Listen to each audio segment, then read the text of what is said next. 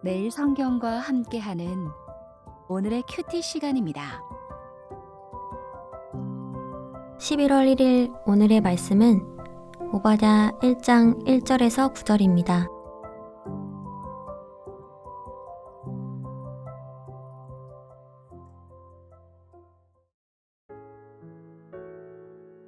오바댜의 묵시라. 주 여호와께서 에돔에 대하여 이와 같이 말씀하시니라. 우리가 여호와께로 말미암아 소식을 들었나니 곧 사자가 나라들 가운데에 보내심을 받고 이르기를 너희는 일어날지어다. 우리가 일어나서 그와 싸우자 하는 것이니라.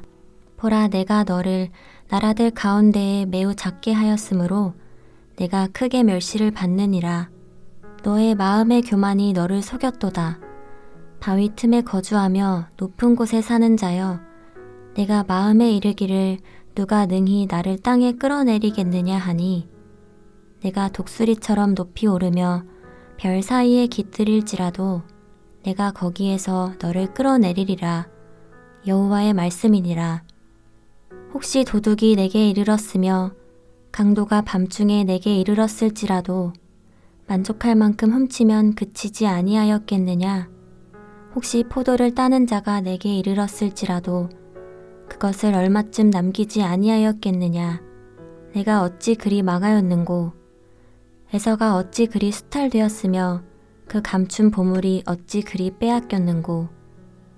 너와 약조한 모든 자들이 다 너를 쫓아 변경에 이르게 하며 너와 화목하던 자들이 너를 속여 이기며 내 먹을 것을 먹는 자들이 내 아래에 함정을 파니 내 마음에 지각이 없음이로다.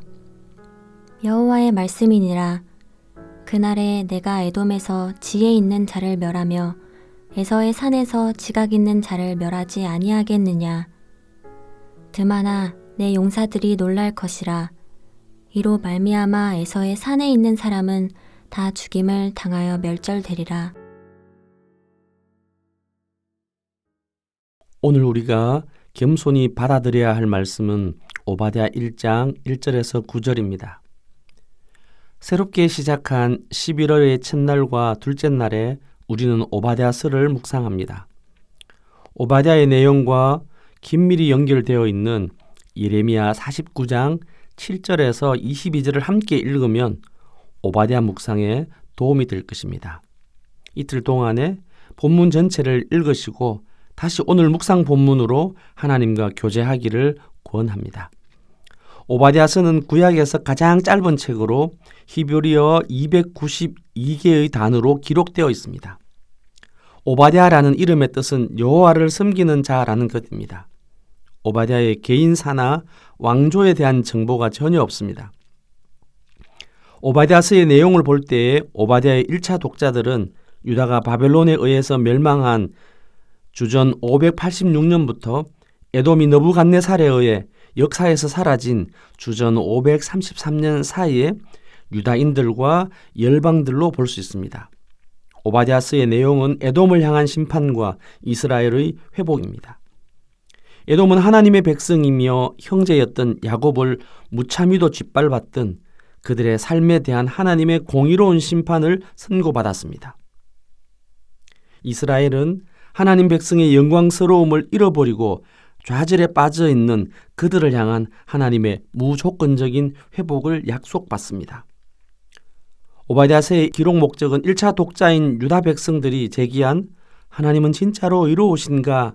라고 하는 신정론에 대한 대답입니다. 에돔은 하나님이 이스라엘을 징계하는 도구였으나 그들이 교만히 행함으로 하나님의 징계 아래 있게 될 것을 선포한 것입니다.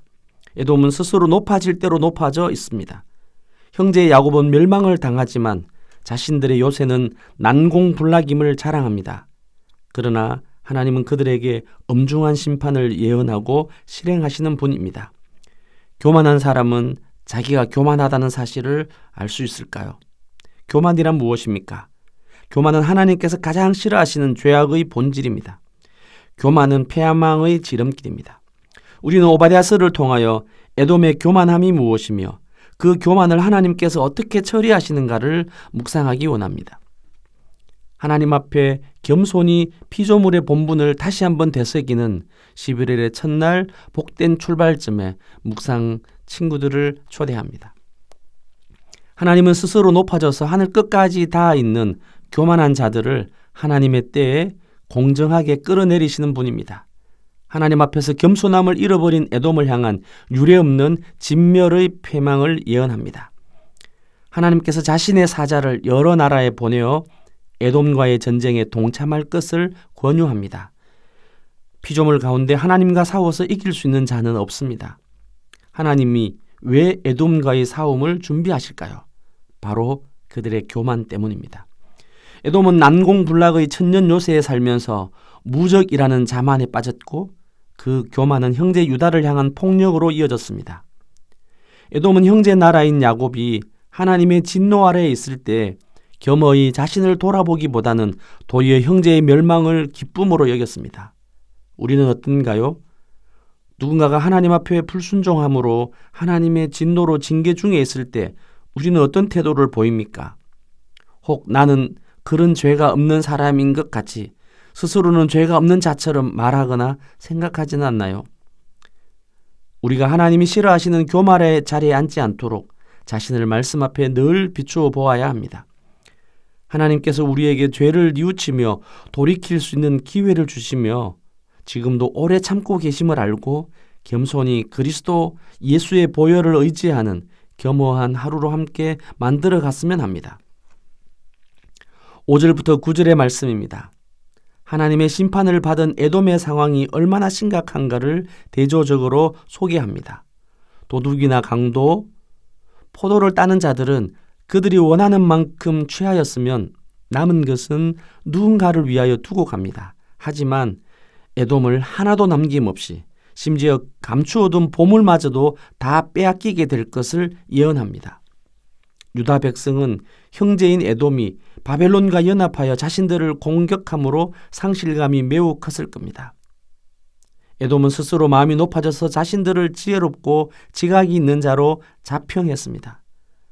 에돔은 지각을 활용하여 주위에 자신들을 지켜줄 수 있다고 여겨진 자들과 조약을 체결했습니다. 서로 돕고 화목한 관계를 유지할 수 있을 것으로 여긴 자들을 곁에 두었습니다. 특히 자신들의 양식을 함께 나누어 먹을 만큼 신의를 형성한 자들도 있었습니다.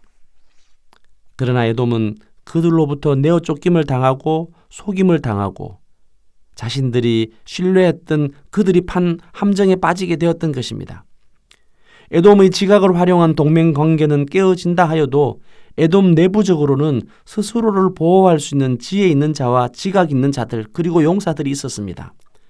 하지만 하나님은 에돔을 지칭하는 세 가지 단어인 에스와 에돔과 드단을 사용하여 에돔의 완전한 멸망을 여러 가지를 통해 말씀하심으로 심판의 확정성을 보여줍니다.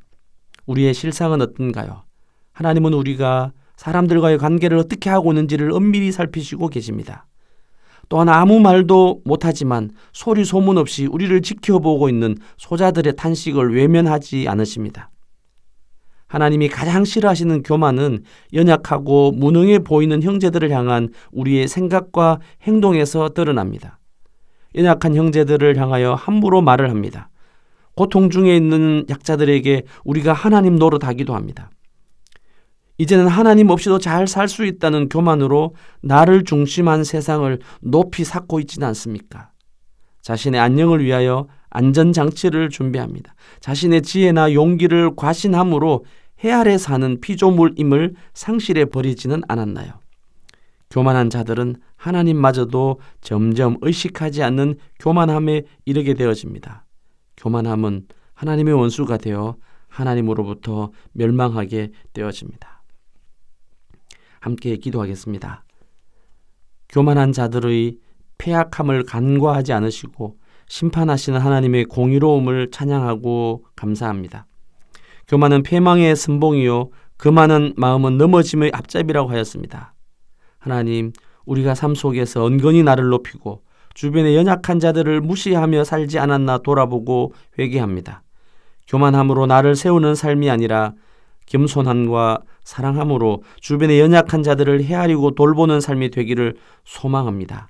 예수님의 이름으로 기도드립니다. 아멘.